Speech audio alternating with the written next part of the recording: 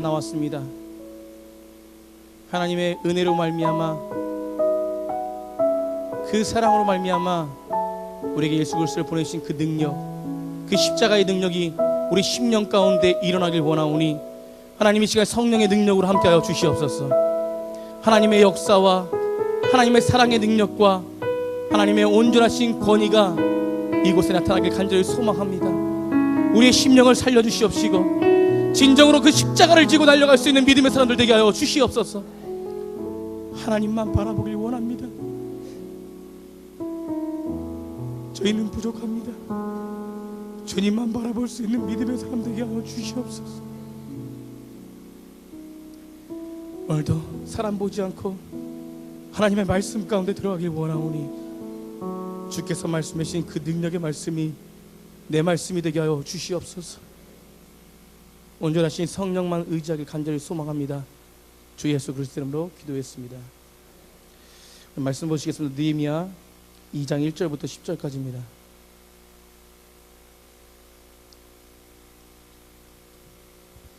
느헤미야 2장 1절부터 10절까지입니다.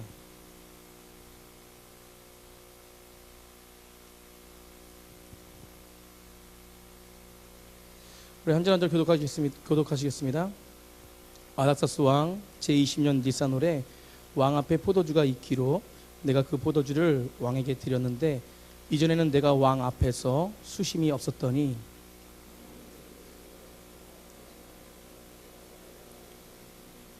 이는 비록 내 마음에 근심이 있음이로다 하더라.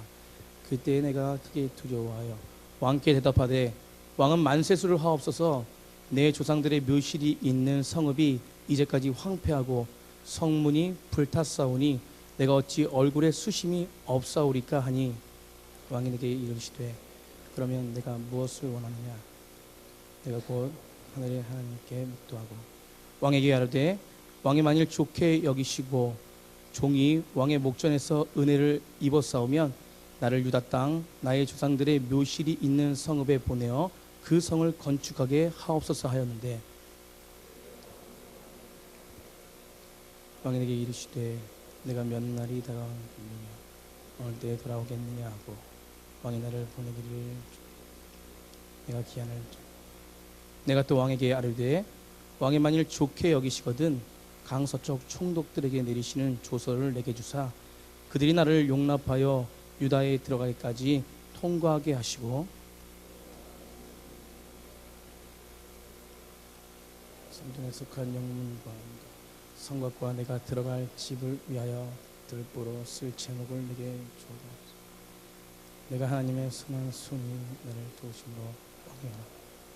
군대 장관과 마병을 보내어 나와 함께 하게 하시기로 내가 강 서쪽에 있는 총독들에게 이르러 왕의 조서를 전하였더니 호론 사람 산발락과 종이었던 암몬 사람 도비아가 이스라엘 자손을 흥하게 하려는 사람이 왔다 함을 듣고 심히 근심하였더라. 아멘. 오늘 말씀의 제목은 흥왕하게 하는 한 사람입니다. 따라 보겠습니다. 흥왕하게 하는 한 사람. 여러분의 마음을 붙잡고 있는 생각이 있으실 것입니다.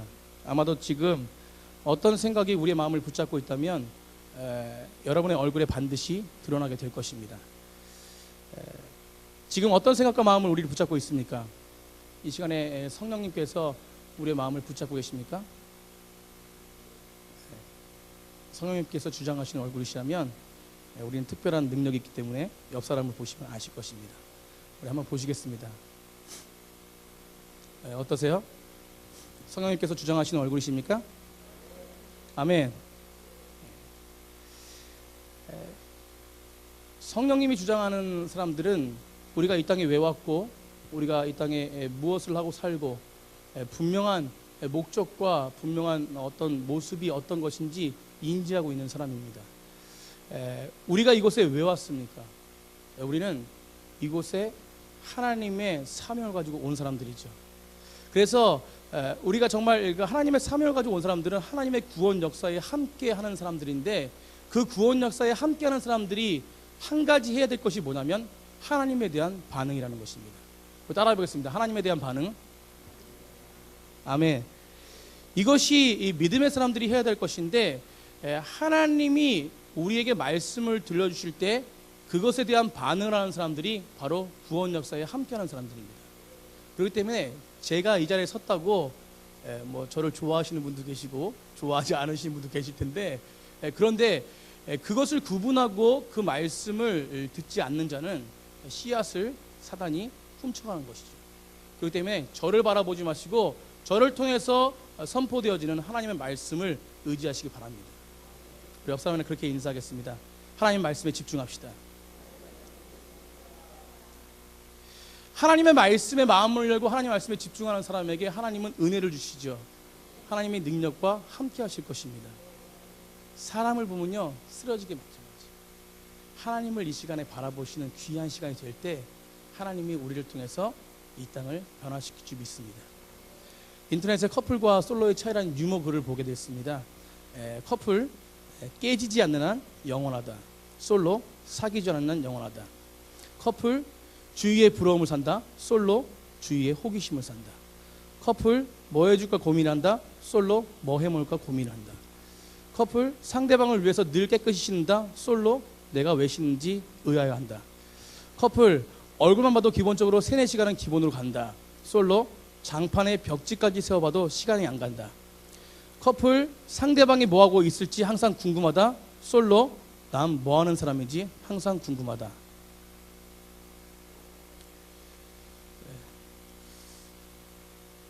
커플이 전화 온 건지 솔로가 전화 온 건지. 과장이 있습니다. 웃자고 한 얘기일 수도 있습니다. 그런데 저는 다른 이야기는 제쳐놓고 마지막 이야기, 나는 뭐하는 사람인지 항상 궁금하다.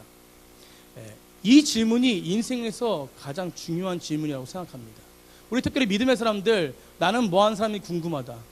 이것에 퀘션 마크에 답을 달 줄 아는 사람이 되어야 됩니다. 아멘? 우리는 뭐하는 사람입니까? 우리는 예수님을 믿는 사람입니다. 그래서 우리 정체성이 분명해야 되는 거거든요. 우리 믿음의 사람들은 정체성이 중요합니다. 그래서 우리가 뭐하는 사람인지 분명히 아는 사람만이 하나님의 목적과 방법대로 나아갈 수 있는 것이죠. 오늘 특별하게 느헤미야를 읽었는데, 이 느헤미야는 이 느헤미야에서 왜 하나님이 이 느헤미야를 주목하고 있냐면, 이 느헤미야는 자기가 어떤 사람인지 분명하게 알았다는 것이에요. 오늘 우리가 느헤미야서를 읽었는데 하나님은 이 사람에게 주목합니다. 원래 느헤미야 인생은 어떤 인생이었냐면, 이 사람 시대는 지금 그 이스라엘 백성들이 하나님의 심판을 받아가지고 벌을 받고 있어요. 그래서 포로로 붙잡혀 갔습니다. 그런데 이 사람은 그 당시에 포로로 붙잡혀 간 게 아니라 그 포로를 잡는 그 나라 강대국에 뭐 하는 사람이냐면, 외국 땅에서 바벨론에서 술 맡은 관원장이었습니다. 결과적으로 이 술 맡은 관원장은 어떤 사람이냐면 평탄하게 살 수 있는 사람이었다는 거예요. 그러니까 자기네 민족은 지금 포로로 잡혀갔지만 이 사람은 외국에서 편안하게 삶을 누리고 살아갈 수 있는 사람이었다는 것입니다. 그래서 오늘 읽진 않았지만 1장 11절에 그때 내가 왕의 술 맡은 관원이 되었다라는 말씀이 있습니다. 이 술 맡은 관원은 어떤 것이냐면, 어떤 그 술을 시등줄고 낮은 천한 사람이 아니라 굉장히 높은 위치에 있는 사람입니다.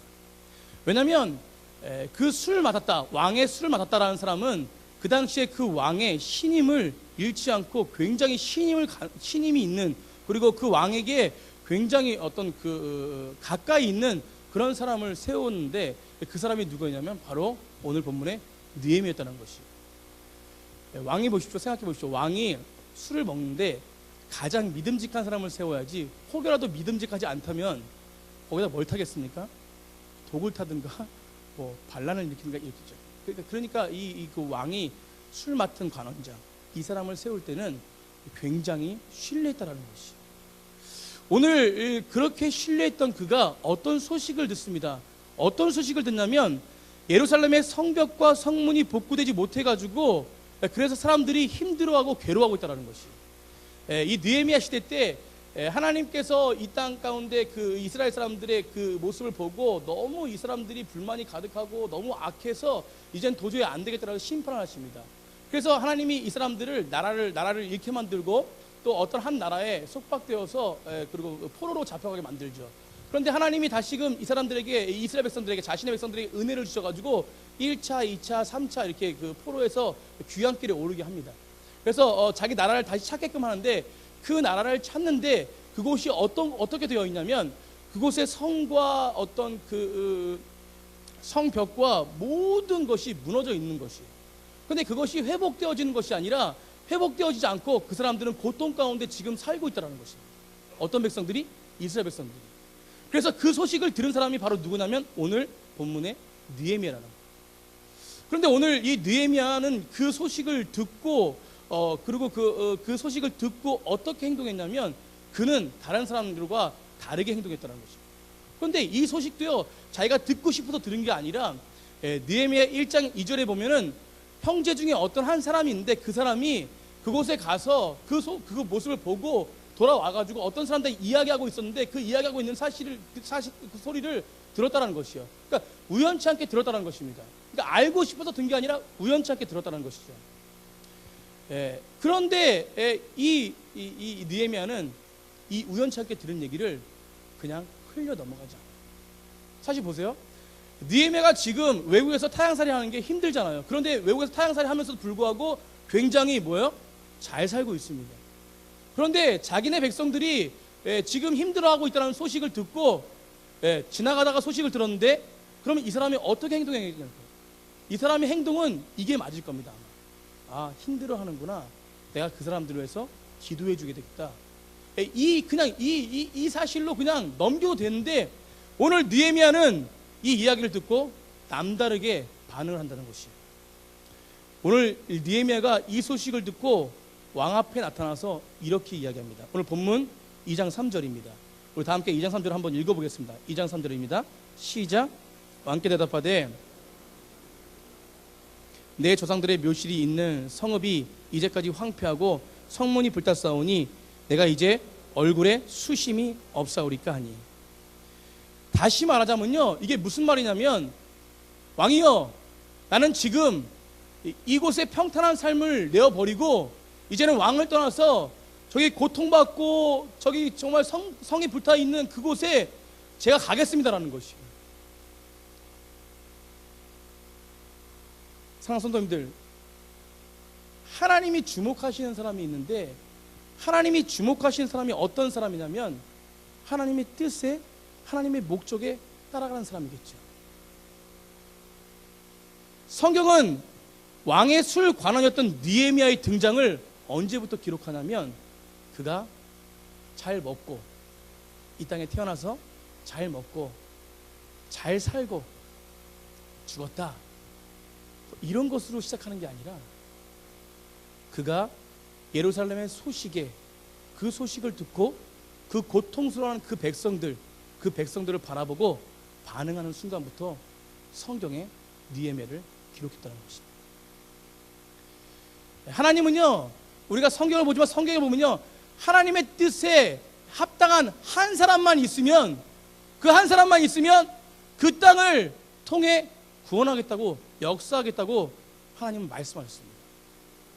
그 한 사람만 있으면 그 땅을 흥왕하겠다고 말씀하셨습니다. 그래서 뭐예요? 그 한 사람만 있으면, 그 하나님을 의지하고 하나님을 따라가는 그 한 사람만 있으면 그 땅을 회복시켰다고 말씀하셨습니다. 하나님이 주목하시는 그 한 사람, 그 한 사람이 누굽니까? 바로 하나님의 말씀에 반응하는 사람입니다.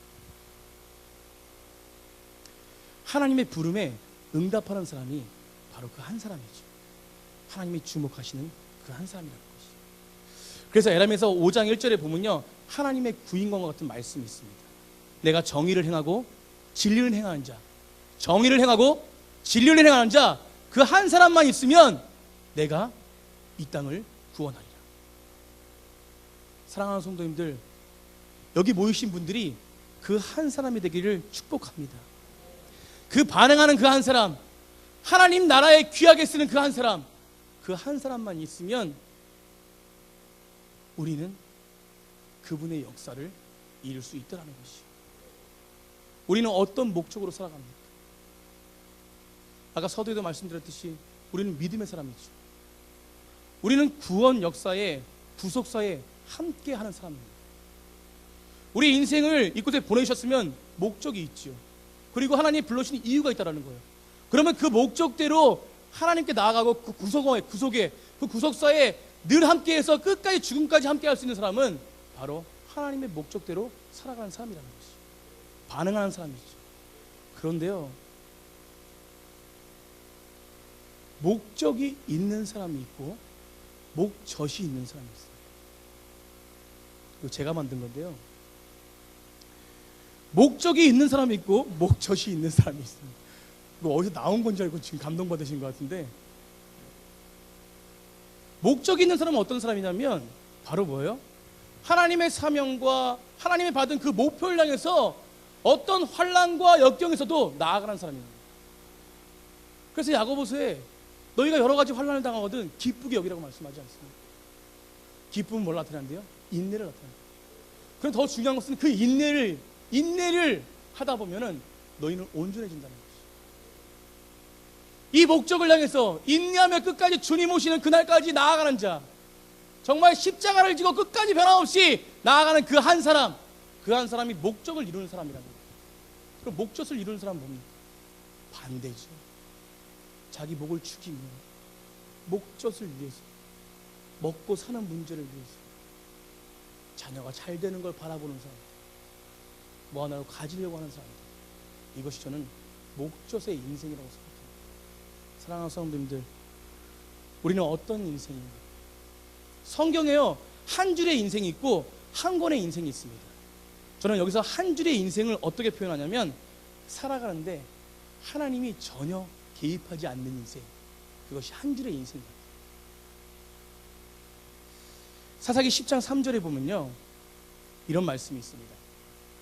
그 후에 길르앗 사람 야일이 그가 일어났습니다.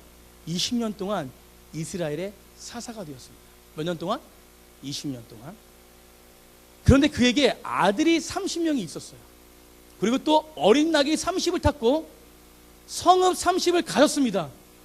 그 성읍들은 길르앗 땅에 있고 오늘까지 하본 야일이라 부르더라.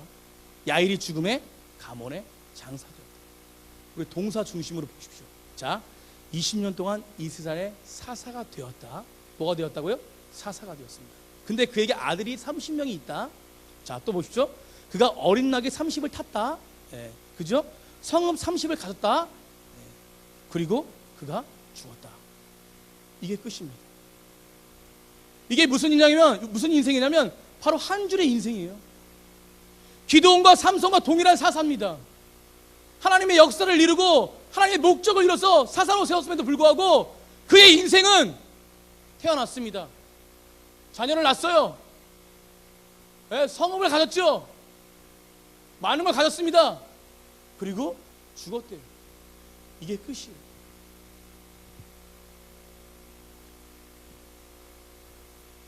그러나 반대로 하나님이 주목하시는 인생이 있습니다.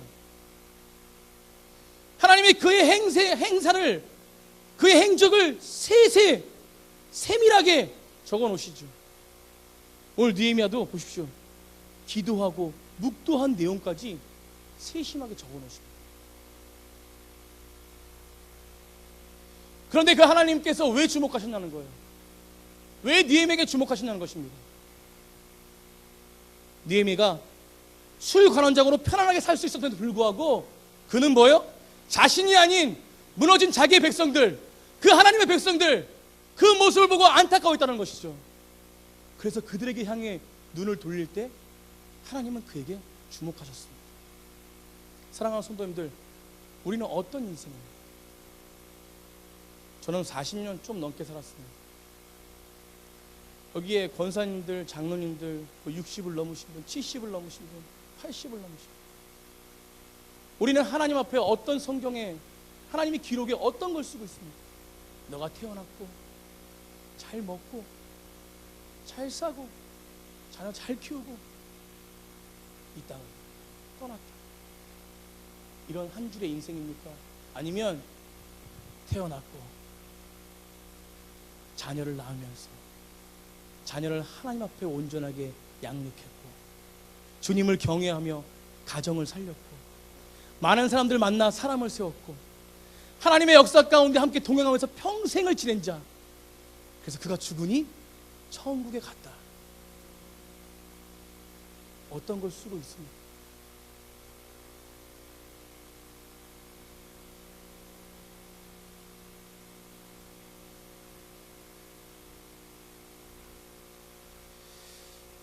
제가 요즘에 생각하는 게 한 가지 있는데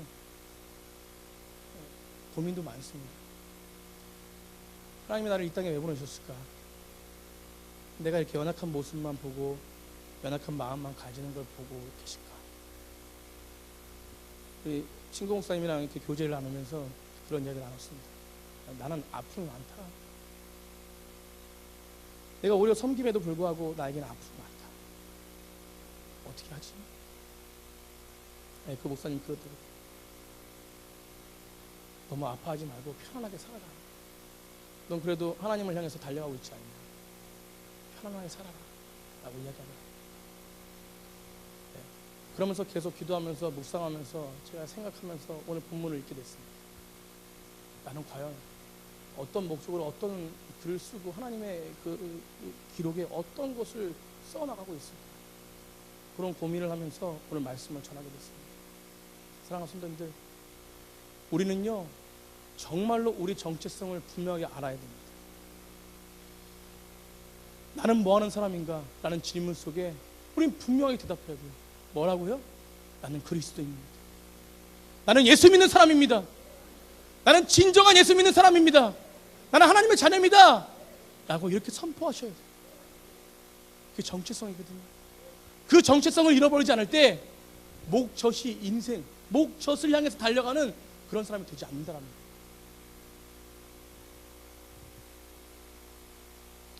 하나님은요 우리 은사로 말미암아 하나님이 주신 각자의 은사로 말미암아 하나님의 역사를 이루어 가십니다.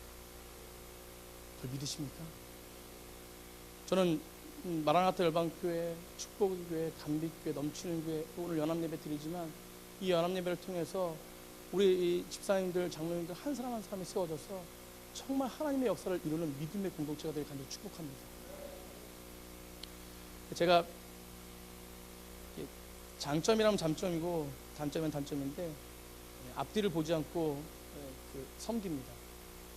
그래서 어떤 분이 부탁하면은 거절을 못해요. 그렇다고 해가지고 저한테 거절을 못한다고 해서 보증서 달라거나 제가 할 수 있는 일만 한다는 거예요. 저번 주에 저희 공동체에 같이 이렇게 사역하는 목사님께서 제가 이제 어항을 잘 이렇게 관리를 하니까 중고 시장에서 어항을 싸게 사요. 새 걸 안 사고 이렇게 한 10만 원짜리 10,000원에 사고 막 이래요. 그래서 저한테 부탁을 하는 거예요. 박 목사, 내가 어항이 필요한데 어항 하나만 사다 줘 이러는 거예요. 그래서 뭐 제가 할 수 있는 일이니까 뭐 얼마 안 되니까 제가 섬기겠습니다. 그 대신 내가 맛있는 스테이크 사줄게 이러더라고요. 그래서 제가 이제 목적을 달성하기 위해서 어저께 오늘 스테이크 사준다 그래가지고 어저께 이제 목적을 달성하기 위해서 수소문하는데 그분이 사는 호계동 그 근처에 누가 어항을 판다는. 근데 싸게 나왔습니다. 그래서 당장 달려가겠다 그래서 달려갔어요. 달려갔는데 제 딸이랑 함께 달려갔어요. 큰 딸이랑. 그래서 큰 딸이랑 함께 달려간 건 뭐냐면 가면서 한 30분 동안 딸이랑 대화를 나누려고 했어요. 그래서 저희 세롬이가 큰 딸이 전교 학생 회장이 됐거든요. 그래서 요즘에 학생회장 하면서 전교를 이렇게 돌보면서 어려운 건 없니? 이렇게 물어보면서 아빠한테 아빠가 목사를 해서 뭐 이렇게 어려운 건 없니? 뭐 이러면서 뭐 신앙은 어떠니? 뭐 이런 거 자주 물어보거든요. 근데 요즘에 근래에 너무 이렇게 시간이 없어서 물어보지 못하다가 딸이랑 같이 함께 갔습니다. 그러면서 여러 가지 물어보면서 힘든 거 없대요. 아빠가 목사님도 좋대요. 그래, 남 숨기지 말고 어렵고 힘들 때 아빠도 목사님 아들이어서 많이 어렵고 힘들고 방황했었는데 그렇지 말고 너는 아빠한테 꼭 말해주기 바래. 이러면서 이제 이야기하면서 갔어요. 가면서 제가 한 가지 부탁했습니다. 너가 전교회장이 된 것은 아빠가 저번에도 말했지만 그렇게 하나님이 세워준 것은 너를 통해서 많은 사람들 살리기 위한 목적이야. 그렇기 때문에 너는 꼭 전도하는 백성이 되길 간절히 축복해. 아빠 전도 열심히 할게요. 제가 좀 이렇게 전도 못했는데 이렇게 하면서 대화를 하면 갔어요. 갔는데 제가 이제 그 중고 어항을 사러 갔는데 그 중고 어항을 파는 분이 목소리가 굉장히 선해요. 정말 이분은 예수 믿을 것 같다라는 생각이 드는 거예요. 그러면서 이제 갔어요. 가니까 어항을 2개 사기로 했는데 이분이 제 전화를 받다가 어항을 떨어뜨린 거예요. 하나를. 근데 많이 떨어뜨린 게 아니라 살짝 떨어뜨려서 옆에 금이 갔나 봐요. 저는 그걸 또 모르고 가가지고 이제 구입하는데 이분이 어머 어떻게 해요? 이 목소리 딱 어머 어떻게 해요? 남자분인데 너무 안타까워요. 제가 가져오다가 사장님 전화 받다가 제가 옆에 깨졌네요. 그냥 이건 저는 버릴게요. 그냥 하나만 가져가시면 안 될까요? 제가 너무 죄송해요 이러는 거예요.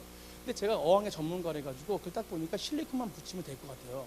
그래서 그냥 가만히 있었는데 너무 아깝다 이랬어요. 그랬더니 그분이 여기 실리콘만 좀 쏘면 될 것 같은데 그냥 가져가실래 이러는 거예요. 웬 땡잡은 일이에요? 그래서 너무 감사합니다 그러고 왔어요. 실었어요. 2개를 싣고 세롬이라고 오는데 제가 아까 세롬이한테 얘기한 게 있잖아요. 너가 전도하는 사람으로서 이렇게 하라고 그랬는데 저는 목사잖아요. 감사함의 표시를 해야 될 것 같다는 느낌이 많이 드는 거예요. 그리고 또 저는 또 그 감사함을 받고 그냥 넘어가지는 못합니다. 그런데 제가 관찰을 했는데 그분이 내려올 때 SK라는 마크를 입고 옷을 입고 왔어요. 그래서 전화를 했어요. 전화를 해가지고 제가 너무 감사한데 혹시 그 옷에 SK라고 입고 있는 옷이 있었는데 혹시 뭐 하시는 분이세요? 혹시 핸드폰 파시나요? 제가 좀 주변에 잘 아는 사람들 많은데 제가 핸드폰을 팔아드릴게요. 이렇게 얘기했어요. 그러니까 너무 감사합니다. 저는 핸드폰 파는 사람이 아니라 정수기 파는 사람이에요. 이러더라고요. 오케이. 정수기 파는 사람이에요? 잘 됐군요. 제가 정수기 팔아드릴게요. 저희 교회도 웅진코웨이가 있는데 다 된 것 같은데 담임 목사님한테 꼭 말씀드려서 팔아드리고 어린이집도 팔아드리고 제가 이제 시간 되면 팔아드리고 주변에 많이 팔아드릴게요. 꼭 사주셔야 됩니다. 알았죠? 제가 이 얘기하면 꼭 사주실 거예요. 예. 근데 그곳이 어디냐면 그 호계 공부상가예요. 근데 그분이 이제 전화하면서 이야기를 하는데 그런 고백을 하는 거예요. 그러면서 이제 얘기하면서 제가 목사라고 얘기했어요. 그러니까 예수 믿을 것 같아가지고 목사라고 얘기하니까 그분이 놀래는 거예요. 목사님 소름 끼치네요. 목사님을 만나다니 이러는 거예요. 그래서 왜 무슨 사연이 있나 들어봤더니 제가 지금 예전에 학생회장까지 했는데 그런데 고등학교 졸업하고 하나님을 떠나 살다가 몇십 년 동안 떠나 살다가 다시금 예수를 믿게끔 결정하고 그리고 성경 공부를 한 지 지금 일주일 됐다는 거예요. 너무 기뻐가지고 네 성경 공부를 하세요? 그러면서 이렇게 이야기를 하는데 지금 여기 그 호석 청년이 친구가 신천지에 빠져가지고 저랑 같이 이렇게 얘기하면서 걔를 빼왔거든요. 근데 빼온 게 2주밖에 안 됐어요. 그러니까 신천지 간지. 그래서 빼오게 됐어요. 근데 그것을 막 이야기하면서 신천지에 대해서 더 연구하고 서로가 뭐 이렇게 하면서 지금 혼자서 가서 성경 공부 가르치고 양육하고 있거든요. 저를 만나긴 부담스러워가지고 나중에 이제 교회로 올 건데 그러면서 성경 공부요? 세미나요? 이렇게 얘기하니까 갑자기 스쳐가는 게 혹시 신천지 아니야? 그래서 물어봤어요. 어떤 세미나요? 그 목사님 제가 한 번 갔는데요. 예수교 장막 그거 신천지입니다. 당장 나오세요. 제가 부탁드립니다. 정말 당장 나오십시오. 하나님 만나게 해주시는 그 은혜가 있습니다. 거기 혹시 천사 얘기하고 유다가 마귀라고 그러고 그 14만 4천 얘기하고 막 이런 비유 설교하고 막 얘기하지 않습니까? 맞아요 목사님. 제가 하루 갔는데 옛날 기억 되돌렸는데 그 이상한 얘기를 하더라고요. 당장 나오세요. 그지만 그분이 갑자기 소름을 끼치면서 너무 감사하다고 제가 좋은 교회 소개시켜드리겠습니다. 집이 어디예요? 그러니까 3본이래요. 3본에서 저희 교회까지 올 수 있다는 생각이 들더라고요. 또 3본에 우리 최성남 목사님 계시니까 연결시켜드립니다. 정수기 꼭 하십시오. 정수기. 비대도 있고. 제가 오늘도 문자 보냈어요. 형제님, 제가 기도하고 있습니다. 절대 가지 마십시오. 인생 망칩니다. 그 사람들은 인생을 망치는 나쁜 사람들입니다. 답장 꼭 안 가겠어요. 목사님 말씀에 꼭 믿겠습니다. 제가요 하나님을 살리는 사람이었다니까요.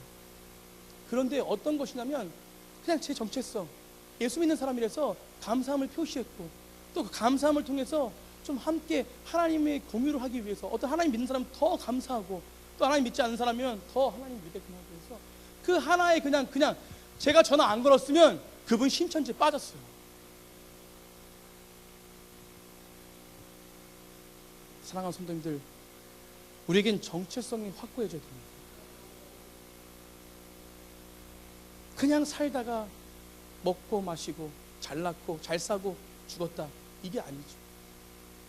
너는 하나님의 사람으로서 늘 하나님을 생각하고 너의 능력은 별로 안 되지만 그래도 하나님을 따르려고 했고 그걸 통해 하나님이 역사하는 사람이 바로 너였다.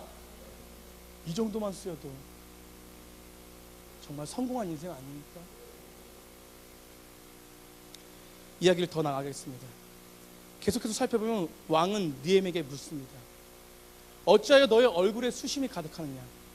느헤미야가 왕에게 나갔을 때 물었어요. 왜 너 얼굴빛이 달라? 너 지금 왜 이렇게 모습이 이상해? 주변에요, 얼굴빛이 다른 사람 물어보세요. 걱정이 있는 거예요. 힘듦이 있는 거예요. 그 모습을 보면서도 모른 척하면 안 됩니다. 저도 요즘에 수심이 가득하거든요.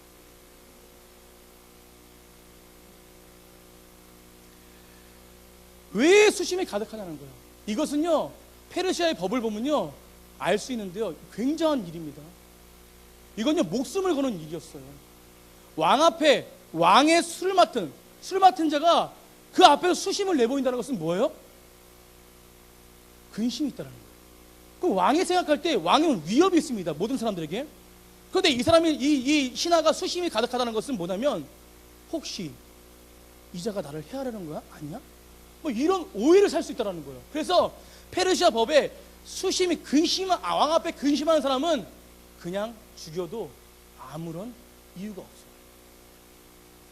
그러면 지금 이 수심이 가득한 것은 느헤미야가 뭘 하고 있다? 목숨을 걸고 왕 앞에 서 있다는 거예요. 아멘? 보십시오. 안 그래도 분위기가 이상한데 느헤미야가 꺼낸 이야기를 보십시오. 2장 5절입니다. 우리 2장 5절 한번 다 같이 읽어보겠습니다. 2장 5절 시작.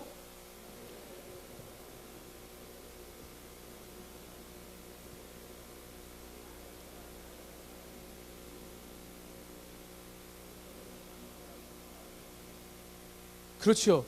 조상의 몰실 있는 성읍에 보내어 성전을 건축하게 해달라는 거예요. 자, 보십시오. 이것이 얼마나 큰 용기를 구하는 것인지, 이런 이야기인지 어떻게 아냐면, 에스라에서에 보면요, 에스라서 4장 23절에 보면 아닥사스 왕이 조서를 보냅니다. 아닥사스 왕은 지금 이 느헤미야의 왕과 동일한 왕이에요.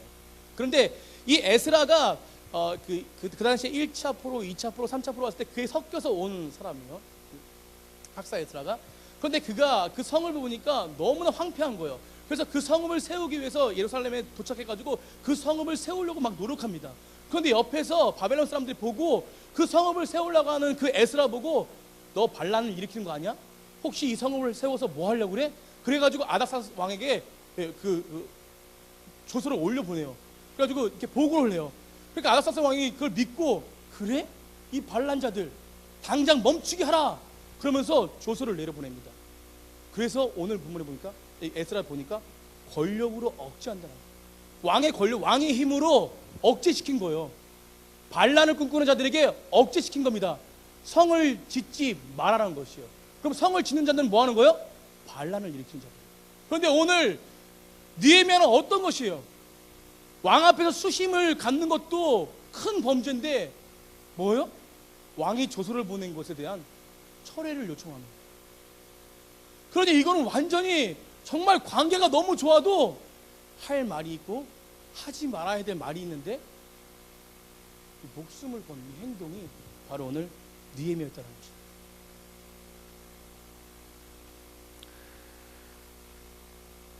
사랑하는 성도님들, 우리는 느헤미야처럼 어떤 한 심령, 주변에 죽어가는 영혼, 그 십자가의 능력을 경험한 사람이 그 죽어가는 영혼을 살릴 수 있는 것은 오직 십자가의 그 능력밖에 없는데, 그 능력을 선포하며 그리고 그 안타까운 마음으로 수심이 가득하고 계십니다. 느헤미야는 오늘 본문에 그 영혼들, 주의 백성들을 바라보며 그 힘들어하고 안타까워하고 있는 그 백성들 바라보며 안타까워하는 모습으로 그 왕 앞에 목숨을 거는 그 수심이 그에게 있었다는 것입니다. 이게 믿음의 사람의 정체성이라는 것입니다. 아멘.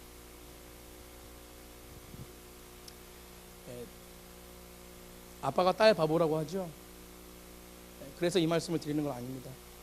저에게 막내딸이 있습니다. 제 자녀가 셋이 있는데 큰딸, 아들, 막내딸, 다 아시는 분들 계시겠지만 모르시는 분들 계셔서, 막내딸이 있는데 지금 초등학교 1학년이에요. 우리들은 1학년.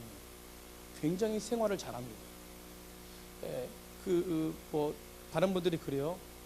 그 막내딸 이 주은이인데, 주은이를 보면 저를 보는 것 같다고. 저도 걔를 보면 저를 보는 것 같아요. 그 표정도 저랑 똑같이 져요. 제가 웃긴 표정 이렇게 하면 막 다 따라해요. 그러면서 아빠를 되게 좋아하는데, 근데 저는 그 막내딸이 걱정이 안 됐어요. 1학년 들어갈 때.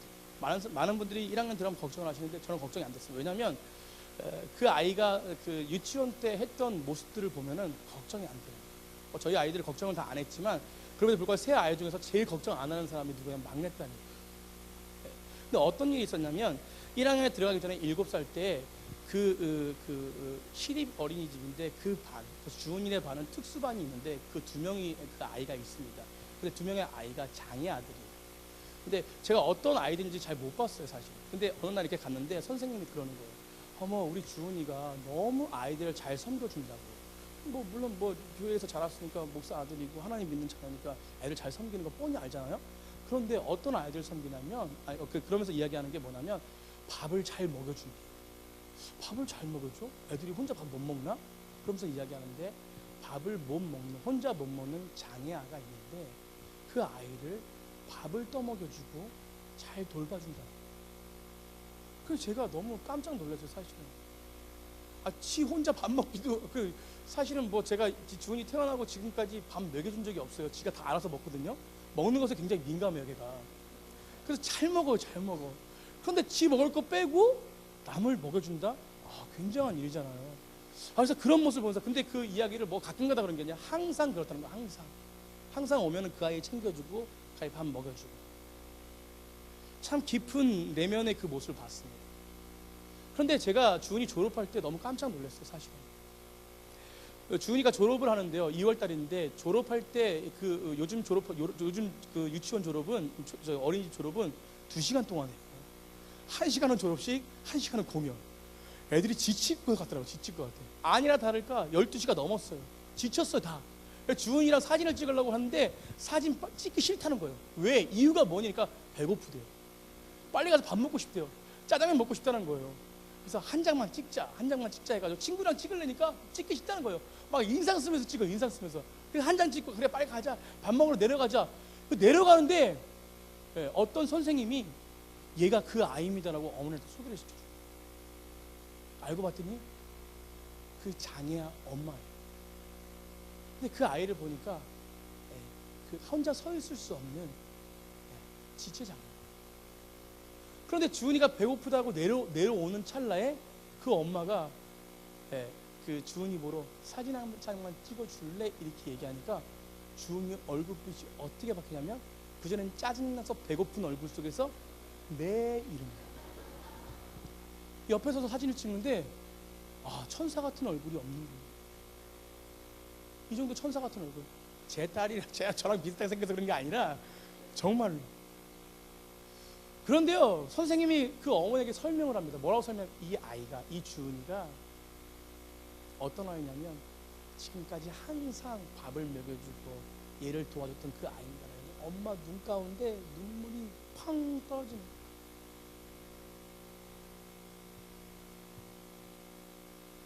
사랑하는 성도님들, 제가 본 모습은요, 어린아이가 감히 할 수 없는 모습이었어요. 그런데요, 더 중요한 것은 그 아이의 진심이 어디서 드러나냐면 자기는 배고파가 짜증나는데 내려올 때 그 아이를 얼마나 사랑했으면 친구들이 진짜 그래도 인상 쓰던 아이인데 내려와서 사진을 찍는데 얼굴이 환하게 웃으며 사진을 찍는 거예요. 그 아이의 마음 가운데는 분명히 예수 그리스도의 마음이 있었다는 것이죠. 그 어머니가 나중에, 제가 우리 성도님들한테 말씀드렸죠. 그 어머니가 나중에 할아버지가 목사님이고 아빠가 목사님이고 예수를 믿는 사람이다, 걔가 예수 믿는 어린이다라고 얘기했다면 그 어머니가 예수 믿는 어머니라면 얼마나 더 기뻐하시겠어요. 만약에 예수 믿지 않는 어머니라면 나중에라도 예수 믿을 수 있는 확률이 있겠죠. 사랑하는 성도님들, 우리는 누구에게 수심의 얼굴을 하고 있습니다.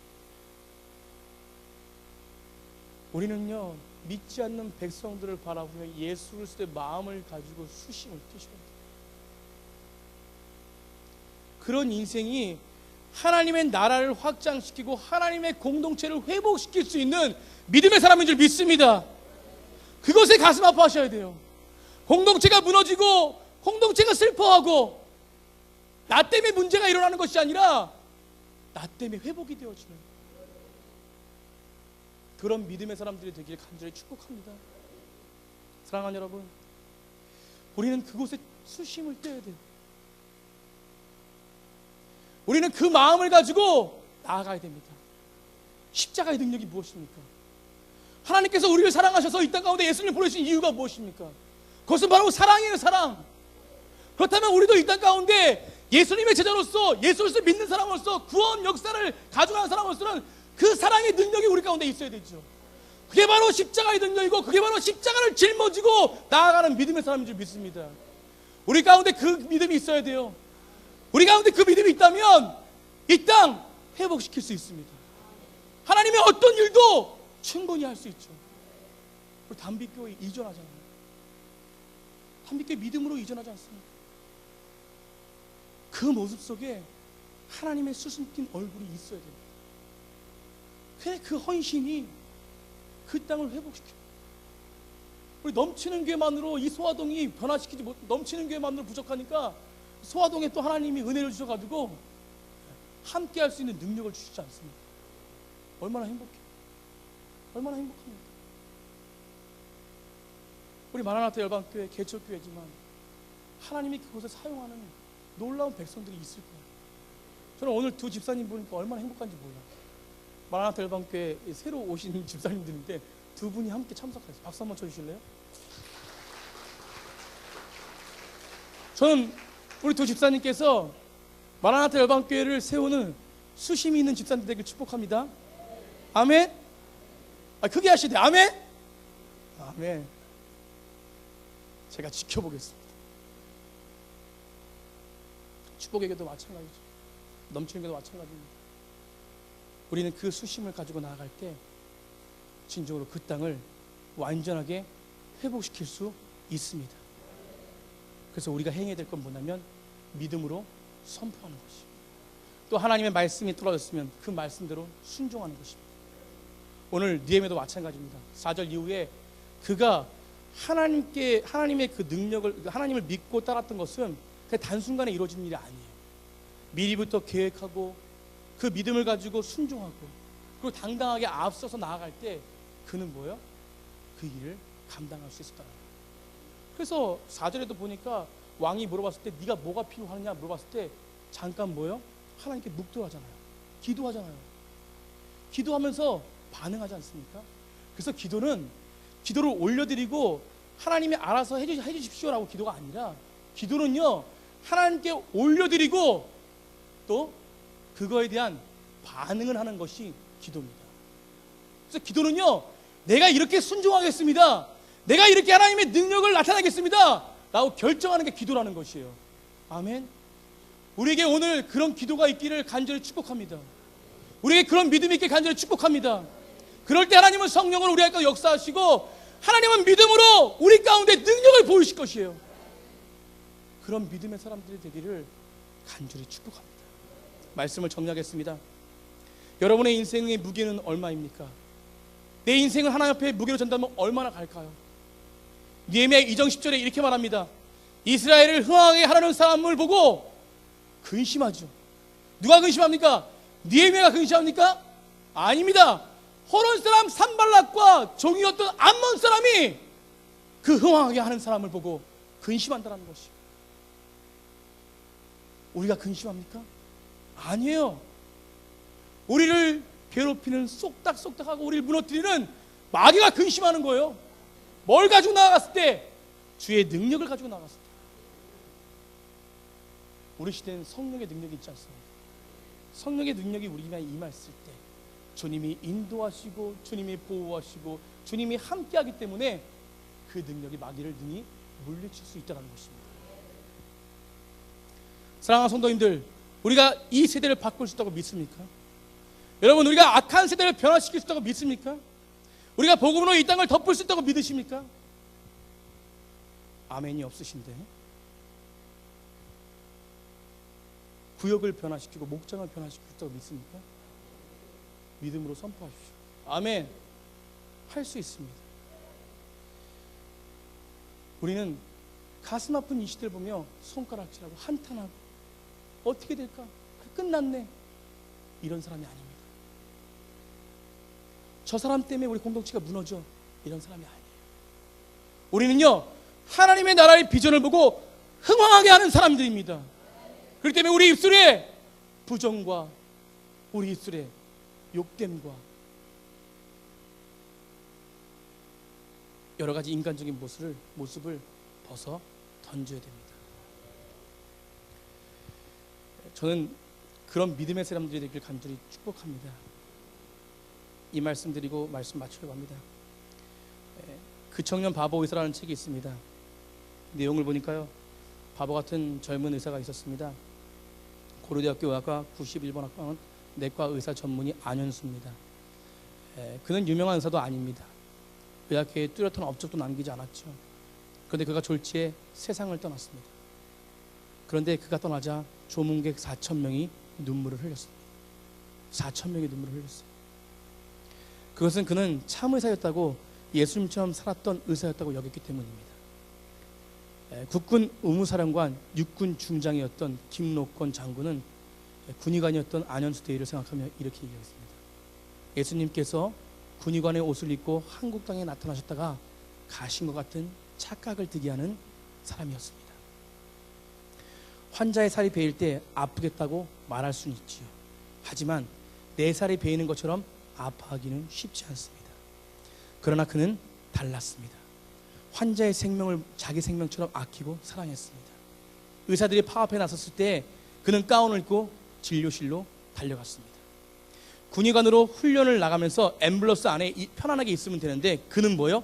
풀밭에 나가 사병들과 함께 뛰었습니다. 자신의 몸보다 부하의 몸을 더 소중하게 여겼습니다. 무엇보다 그는 계속 전도했습니다. 예수님 안 믿는 환자들이나 가족들을 보면 책과 CD와 테이프 선물을 주며 그들에게 복음을 선포했습니다.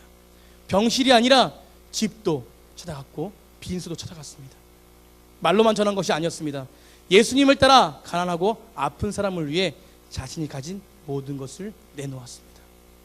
그랬던 그가 갑자기 유행성 출혈로 세상을 떠났습니다.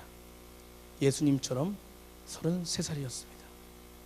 영정사진이 걸리기 전부터 장례식장은 조문객들이 들어올 틈이 없이 밀려들기 시작했습니다.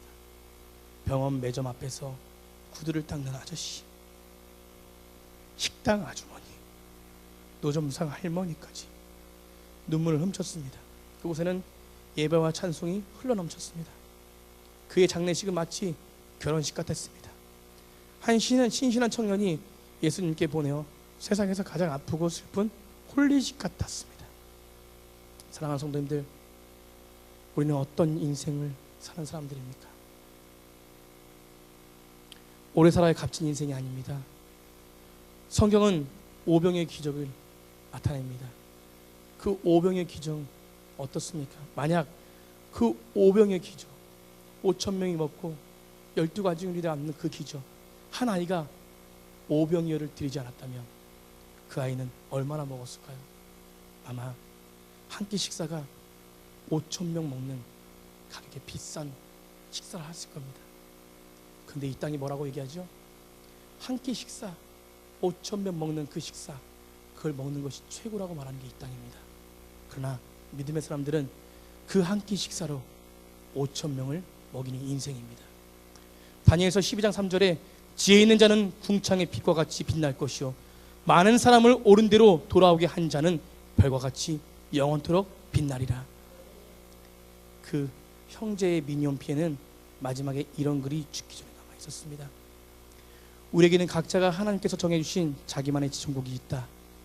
일평생을 통해 우리는 각자의 곡을 연주해 나갈 것이다. 하늘의 천군과 천사와 구름같이 허다한 증인들이 그 연주에 청중이 되어줄 것이다.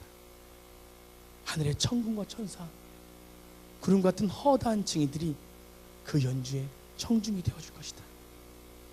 주님께서 정해진 마지막 날, 생의 마지막 날, 최선을 다한 연주가 비로소 마침표를 찍을 때 갈채를 받기에 부끄러움이 없을 최선을 다한 연주를 마치고 무대에 내려오고 싶다. 사탄에게 여기에 자리에 흥황하게 하는 사람이 왔다라는 탄식을 듣는 우리 모두가 되기를 축복합니다. 여러분이 바로 이 땅을 하나님 나라로 흥황하게 하시는 그 한 사람입니다. 그 한 사람이 주님 앞에 기억되기를 간절히 축복합니다.